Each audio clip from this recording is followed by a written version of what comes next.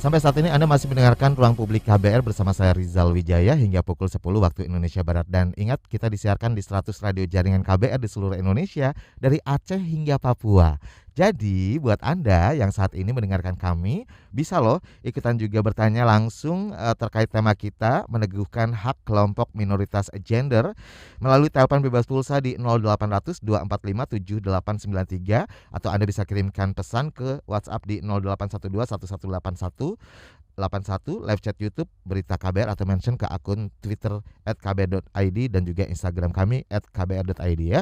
Baik, dan sebelum jeda tadi saya nanya ke Mbak Leni Sugiarto dari JTID, sekaligus kita juga masih terhubung secara virtual melalui aplikasi Zoom bersama Lydia dari Yivos dan juga Dian dari sindikasi ya. Oke, Mbak Leni, ini kan situasinya apakah semakin memburuk atau dari tahun ke tahun nih semakin memburuk homofobia atau semakin baik, seperti apa nih Anda melihatnya? Ya, sepertinya sih di Indonesia ini kasus isu LGBT ini naik turun ya. Kadang-kadang diangkat, kadang-kadang nanti hilang lagi seperti itu. Ya tergantung dari kebutuhan para petinggi lah atau media di mana. Sebenarnya ya kita yang mempunyai sebagai orang kelompok minoritas ya biasa-biasa saja gitu, tidak merasakan bahwa kami ini orang yang termarginalkan. Kita mempunyai pekerjaan, kita juga bisa beraktivitas seperti itu. Cuma kadang-kadang mereka ini tidak mau menambah pengetahuan apa itu LGBT. Seharusnya LGBT seperti apa sih gitu. Jadi dengar pendapat ini sebenarnya perlu untuk bisa mereka menambah pengetahuan tentang LGBT sebetulnya. Jadi kalau melihat persekusi ataupun apa ya kadang-kadang ada gitu ya. Tapi ya kalau kita misalkan kita melapor juga putus di tengah jalan, tidak tindak lanjuti seperti itu. Persekusi, pernah mengalami persekusi apa nih yang pernah dialami? Ya, kalau melihat teman-teman dari jaringan Transgender Indonesia JTID ya. Kadang-kadang teman-teman ya misal pengusiran di tempat kos gitu ya, padahal mereka ya sampai sekarang masih terjadi. Masih terjadi kadang-kadang gitu, karena kan kadang-kadang transpuan itu ya tinggal berkelompok ya. Kadang-kadang kalau tidak mereka ada sesuatu yang tidak mereka tidak senangi masyarakat itu ya karena yang berbuat satu akhirnya diusir semuanya seperti itu. Nah itu juga terjadi juga di beberapa daerah gitu, terutama di daerah ya. Kalau di Jakarta mungkin agak di kota-kota besar mungkin mereka bisa lebih cair ya masyarakatnya, tapi di daerah ini yang kadang-kadang masih awam terhadap LGBT kayak gitu. Baik, jadi masih terus ditingkatkan edukasi ke masyarakat ya soal terkait LGBT, pengetahuan tentang LGBT ini. Iya. Baik, nah kalau dari sindikasi nih Dian, ada nggak sih data yang menyebutkan seberapa besar fobia masyarakat Indonesia terhadap LGBT ini? Seperti apa datanya?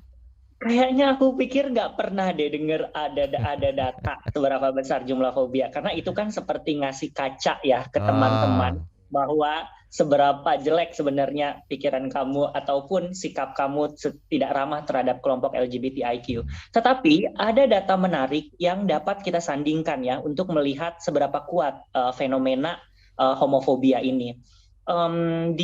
Di beberapa tahun lalu, Arus Pelangi itu kan pernah melakukan survei di mana hanya dari Januari, Februari, Maret tahun 2016 aja hanya dengan 3 bulan ini yang tampak ya, karena fenomena kekerasan terhadap kelompok LGBTIQ adalah fenomena gunung es.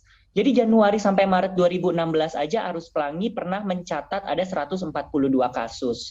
Lalu kemudian ya institusi lain, ada New York Southeast Asia Network, itu pernah mencatat bahwa setiap tahunnya diprediksi ada sekitar 300 orang Indonesia yang ditangkap karena dikaitkan dengan perilaku LGBT. Sementara jumlah mereka yang mengalami intimidasi dan juga kekerasan verbal itu jumlahnya tak terbatas. Nah, Arus Pelangi juga pernah mencatat ataupun melakukan sebuah riset bahwa ada 89,3% individu LGBTIQ yang mengalami kekerasan di Indonesia.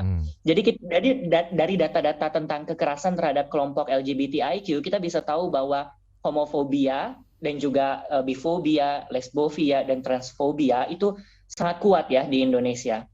Oke, baik. Meskipun bukan hanya di Indonesia sebenarnya terjadi ya, ini fenomena ini ya, tapi secara global.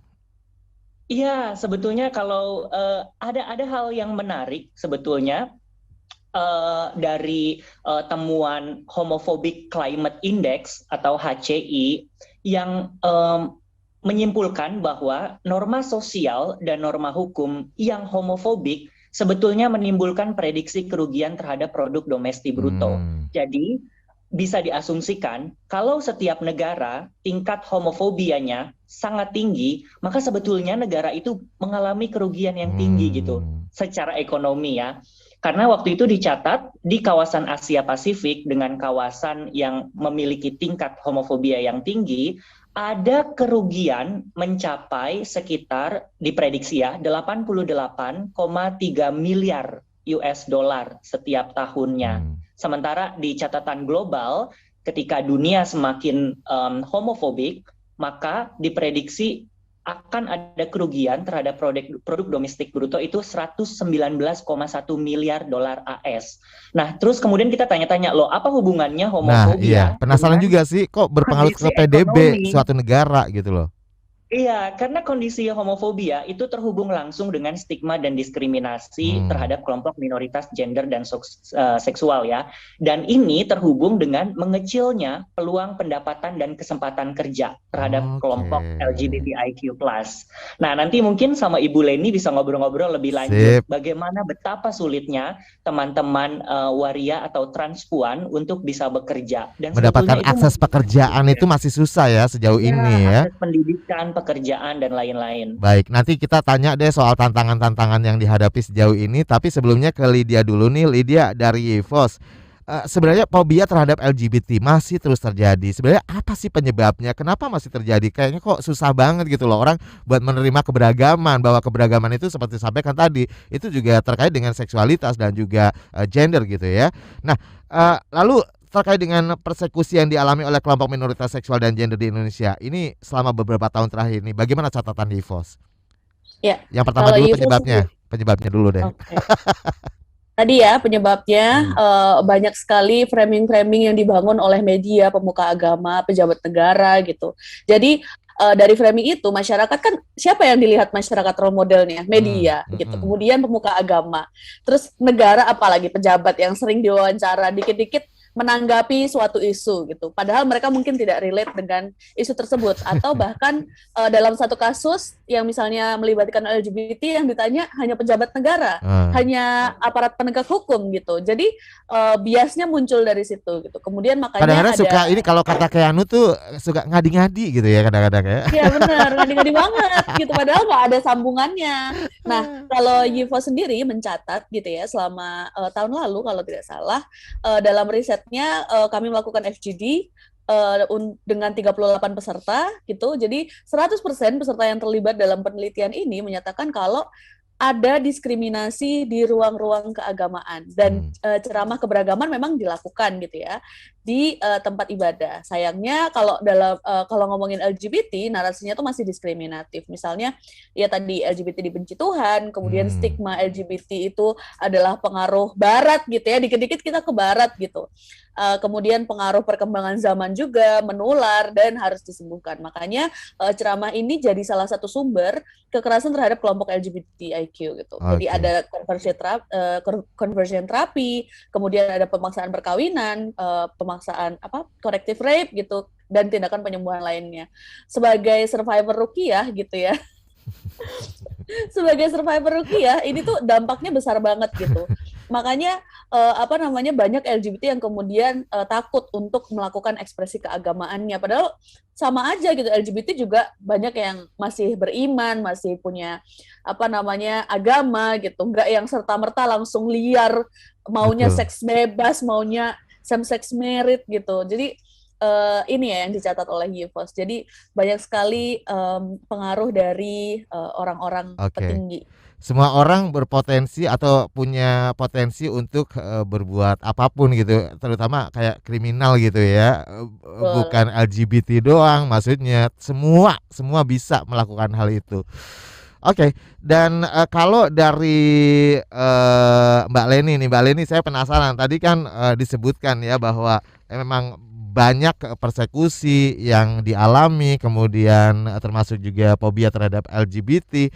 Nah, langkah apa saja yang bisa dilakukan untuk melawan dan menghapus homofobia, transfobia, dan juga bifobia, dan bagaimana JTID terlibat di dalamnya ini melalui program-programnya. Tapi jeda lagi, nanti Mbak Leni menjelaskan semuanya termasuk tantangan-tantangan yang dihadapi sejauh ini ya. Dan ada pertanyaan dan juga harus dijawab melalui YouTube sudah masuk dari Erlangga Saputra.